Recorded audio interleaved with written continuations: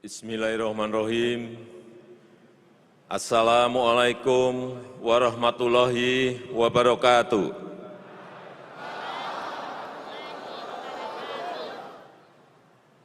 Salam sejahtera bagi kita semuanya. Shalom. Om Swastiastu. Namo Buddhaya, salam kebajikan, Rahayu. Salam Pancasila. Merdeka! Merdeka! Merdeka!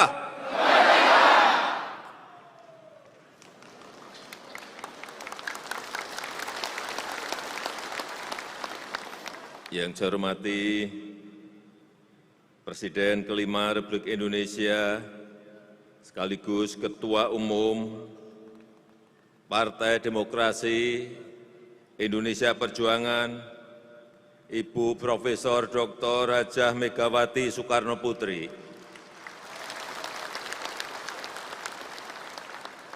yang saya hormati Wakil Presiden Republik Indonesia, Bapak Kiai Haji Ma'ruf Amin, yang saya hormati para menteri yang hadir pada pagi hari ini, yang saya hormati Sekjen beserta seluruh pengurus Dewan Pimpinan Pusat,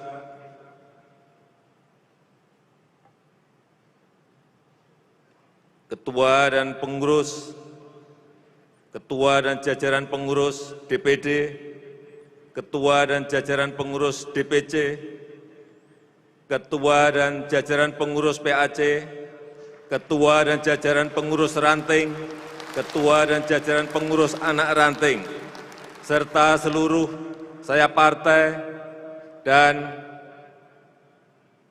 Ketua dan seluruh jajaran pengurus Satgas PDI Perjuangan yang saya cintai, yang saya banggakan, hadirin dan undangan yang berbahagia. Pertama-tama, atas nama pemerintah, masyarakat, bangsa dan negara, saya mengucapkan selamat ulang tahun ke-50 kepada Ketua Umum Ibu Megawati Soekarno Putri dan seluruh kader PDI Perjuangan dimanapun berada, dari Sabang sampai Merauke, dari Miangas sampai Pulau Rote. Di usia emas setengah abad 50 tahun, PDI Perjuangan telah menjadi partai yang matang karena telah melewati jalan panjang, pahit getir, jatuh bangun untuk mencapai sebuah partai yang besar seperti saat ini. Seperti tadi sudah diceritakan secara panjang lebar oleh Ibu Megawati. Partai yang menjadi kekuatan pemersatu bangsa di tengah kebinekaan. Partai yang konsisten menjaga 4 pilar kebangsaan, NKRI, Pancasila, Undang-Undang Dasar Negara Republik Indonesia 1945, dan Bhinneka Tunggal Ika.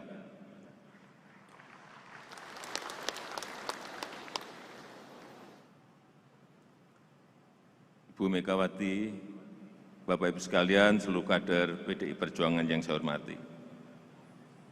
Tahun 2022 kemarin adalah tahun yang sangat sulit.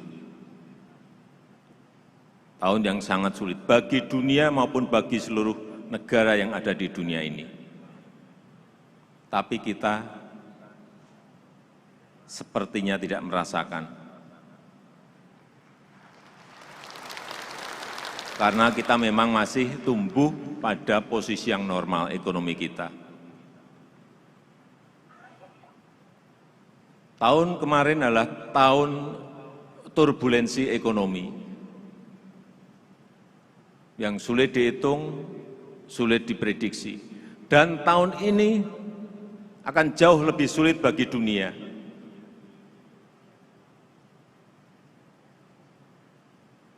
Oleh sebab itu tahun ini adalah tahun betul-betul tahun ujian. bagi kita. Kalau kita ingat tahun 97-98, banyak negara yang jatuh termasuk Indonesia menjadi pasiennya IMF. Tahun ini, baru saja tadi pagi saya telepon Menteri Keuangan, berapa sih yang menjadi pasien IMF per hari ini? 16 negara sudah menjadi pasien IMF.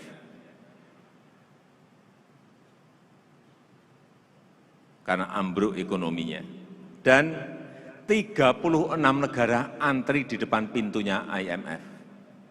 Karena juga sudah tidak memiliki kekuatan ekonomi di dalam negerinya.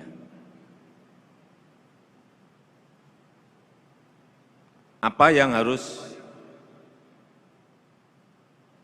saya sampaikan? Ya, kita semuanya harus hati-hati. Kita semuanya harus kerja lebih keras lagi. Meskipun kita tumbuh baik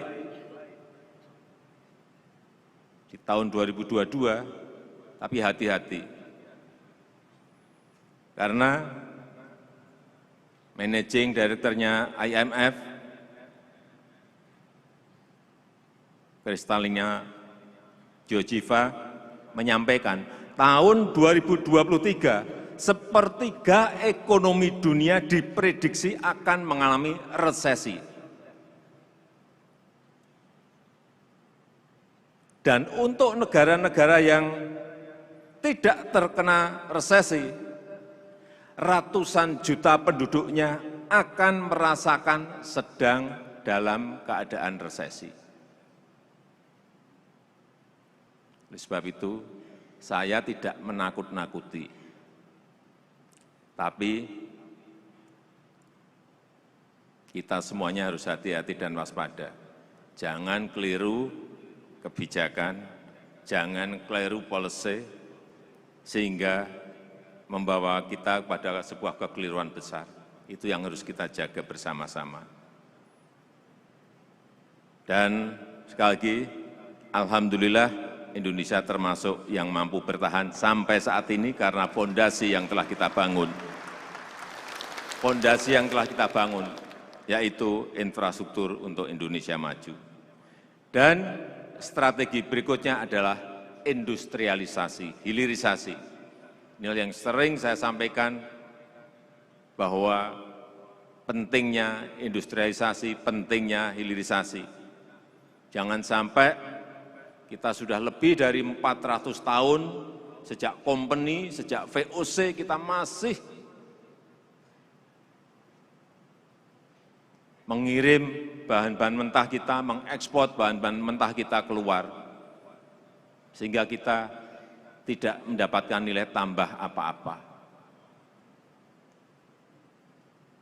Oleh sebab itu, beberapa aset-aset besar yang kita miliki, seperti Freeport, yang sudah 50 tahun dimiliki oleh Freeport-McMoRan dari Amerika, telah 3 tahun ini, mayoritas telah kita miliki, yaitu 51,2%. Apa yang kita inginkan dari pengambil alihan ini adalah industrialisasi. Jangan sampai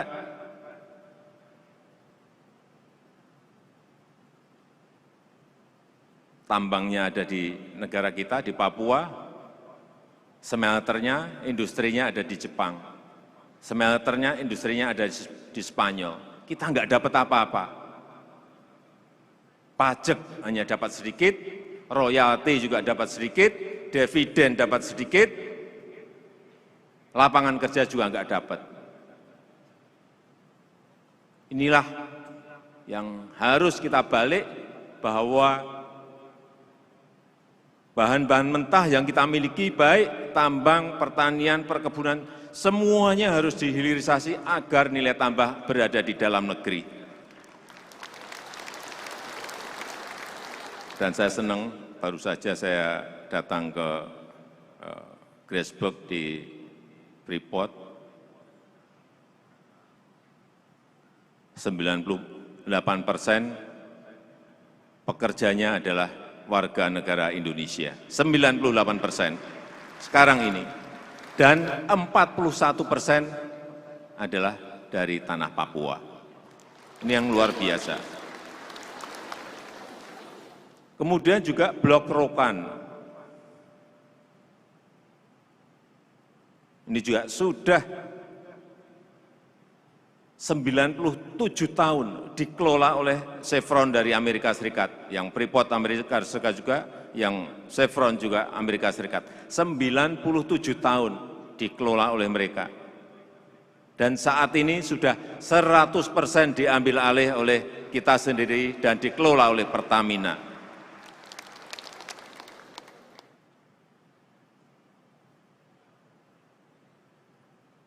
Juga Blok Mahakam, setelah 43 tahun dikelola oleh Total INP dari Perancis, sekarang juga 100% dikelola oleh Pertamina. Apa yang saya lihat di lapangan, seperti Rokan 100% sekarang tenaga kerjanya semuanya dari Indonesia. Dan kemarin ada tambahan lagi 12.500 pekerja baru di Blok Rokan, karena kita ingin mengebor lebih banyak lagi sumur-sumur yang ada. Tetapi pekerjaan besar kita bukan ada di situ. Setelah menguasai ini, pekerjaan besar ke depan yang ingin kita lakukan adalah bagaimana membangun sebuah sistem besar agar yang namanya nikel, yang namanya boksit, yang namanya tembaga, yang namanya timah, itu betul-betul semuanya bisa terintegrasi dan bisa memproduksi barang jadi maupun setengah jadi, yang memberikan nilai tambah yang sebesar-besarnya, utamanya lapangan kerja bagi rakyat. Nikel yang sudah kita stop 3 tahun yang lalu. Dulu waktu masih mentah kita ekspor tuh nilainya hanya per tahun hanya 17 triliun rupiah. Setelah kita stop 3 tahun ini, setahun bisa menghasilkan kurang lebih 360 triliun rupiah. Ini baru nikel. Boksit kemarin sudah kita umumkan di bulan Desember, stop juga mulai Juni 2023. Dan akan kita industrialisasikan, kita hilirisasikan di dalam negeri. Saya nggak tahu lompatannya, tapi perkiraan kita nanti dari kurang lebih 20 menjadi kurang lebih 60 sampai 70 triliun. Memang ini sebuah pekerjaan yang tidak mudah, mengintegrasikan tidak mudah, karena tambang tembaga ada di Papua, ada di Sumbawa, tambang nikel ada di Sulawesi, di Maluku Utara, di Maluku, dan tambang timah ada di Bangka Belitung, tambang boksit ada di Kalimantan Barat, ada di Bintan, semuanya harus terintegrasi sehingga kita harapkan nantinya ini akan menjadi sebuah ekosistem bagi kendaraan listrik yang ke depan memberikan sebuah masa depan yang cerah, karena seluruh pasar negara-negara membutuhkan mobil listrik ini. Tetapi tentu saja tahapannya akan masuk ke baterai listrik terlebih dahulu. Saya hanya ingin memberikan sebuah bayangan bahwa yang tadi ekspor nikel dari 17 menjadi 360 triliun, itu sebuah angka yang lompatan yang besar sekali. Tetapi apabila nanti menjadi sebuah ekosistem baterai dan ekosistem mobil listrik, itu akan memberikan nilai tambah ratusan kali. Bukan puluhan kali lagi, tapi ratusan kali. Problemnya adalah kita digugat oleh Uni Eropa. Nikel kita digugat oleh Uni Eropa. Dan sudah diputuskan kita kalah. Kita kalah. Tapi saya sampaikan kepada Bu Menteri Luar Negeri, jangan mundur. Karena inilah yang akan menjadi lompatan besar peradaban negara kita. Saya meyakini itu. Terus kita banding. Kalau banding nanti kalah, saya enggak tahu. Ada upaya apa lagi yang bisa kita lakukan. Tapi itulah sebuah perdagangan yang kadang-kadang menekan sebuah negara agar mereka ikut aturan main yang dibuat oleh negara-negara besar, sehingga kalau kita ekspornya, kirimnya hanya bahan mentah, sampai kiamat kita akan menjadi negara berkembang.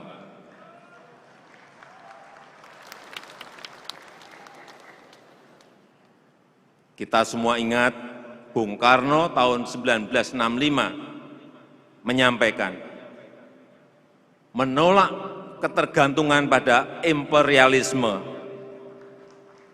memperluas kerjasama yang sederajat dan saling menguntungkan.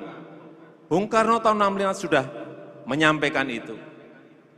Dan supaya kita tidak bisa didikte dan tidak menggantungkan diri kepada negara manapun. Inilah yang ingin kita lakukan, berdikari.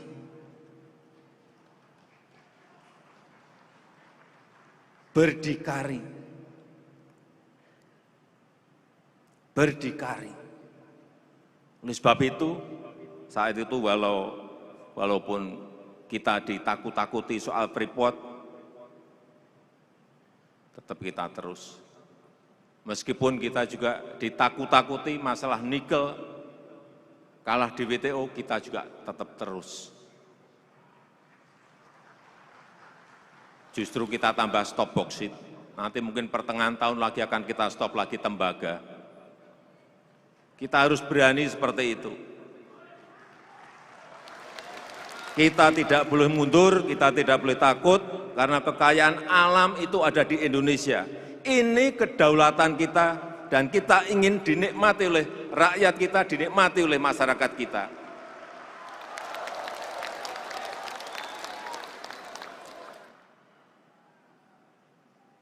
Sehingga waktu KTT ASEAN Uni Eropa, saya menyampaikan di dalam forum itu, karena yang menggugat Uni Eropa, pas kita ada KTT, waduh ini kesempatan. Saya menyampaikan, kemitraan itu harus setara. Dan tidak boleh ada pemaksaan. Tidak boleh negara manapun mendikte. Dan tidak boleh negara-negara maju itu merasa bahwa standar mereka lebih bagus dari standar negara kita.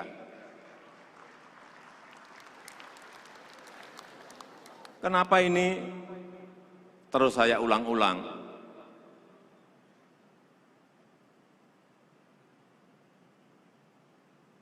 Karena saya ingin Presiden ke depan juga berani melanjutkannya.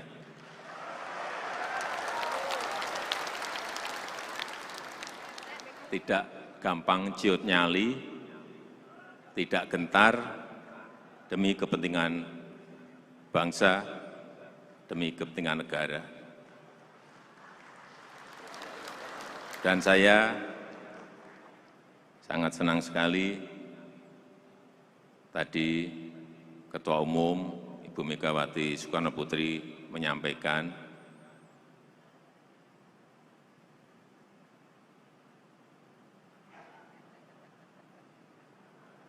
bahwa calonnya adalah dari kader sendiri.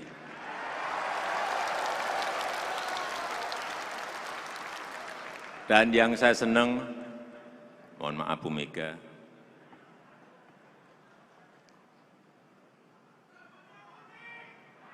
Bu Mega dalam memutuskan itu betul-betul sangat hati-hati, betul-betul tenang dan tidak gerusa-gerusu seperti yang lain-lainnya.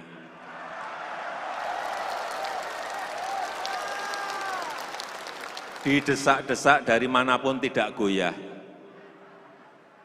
Meskipun namanya sudah di kantongnya Bu Mega.